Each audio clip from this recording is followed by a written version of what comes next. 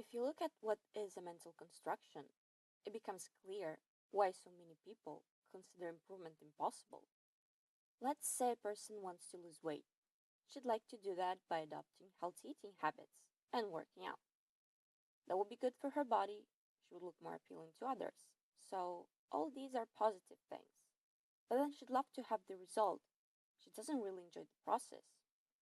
A bit like this guy, Tim Urban, who in his speech on procrastination on TED Talk mentioned that it has always been his dream to have done a TED Talk in the past and tell it to others, not get on a TED Talk stage and give the speech itself. The mechanism is the same.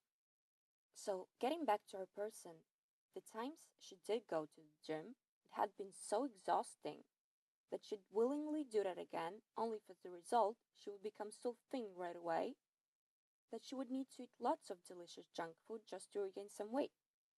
But since it's not going to happen, and it feels so bad to work out, she skips that part and focuses on eating junk food directly, or drink, which does relieve some stress created by this mental mechanism, albeit it doesn't get her any closer to her perfect body goal, nor stuffing herself with more food will make her more attractive to others.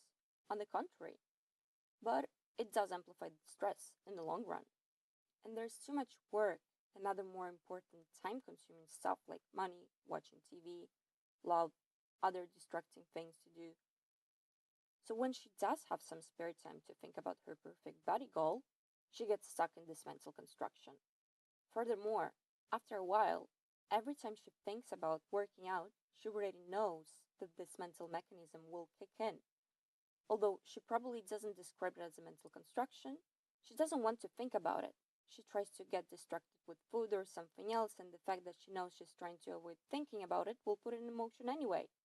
Like when they tell you not to laugh or not to think about something. Next thing you know, you're already doing it, or trying to restrain yourself from thinking about it. And the fact that she knows that amplifies anxiety again. The feeling is similar to the one a hamster in a wheel would have if he only was aware of his situation. A lot of effort that gets you nowhere. The difference between a human and a hamster is that the human knows, either consciously or unconsciously. And for that time, more concepts get stuck in the construction, more apparent proof that the person is getting nowhere and that the situation is getting worse. So the best thing she can do is not think about it and just keep it that way, which makes it even worse, and so on. This is why when you talk to a person about changing, they're like, no thanks, I'm good. For them, change can only make things even worse. Life proved them that many times. There is a simple way out. It's just that it's not easy, but it's worth it.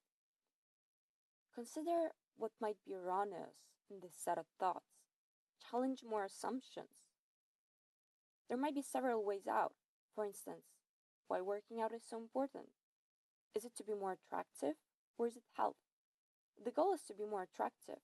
Perhaps one should consider what other things people are attracted by, aside from the physical appearance, invest more time in developing better communication skills and charm, which involves understanding this kind of mental constructions that others have too. You can find more videos on that here.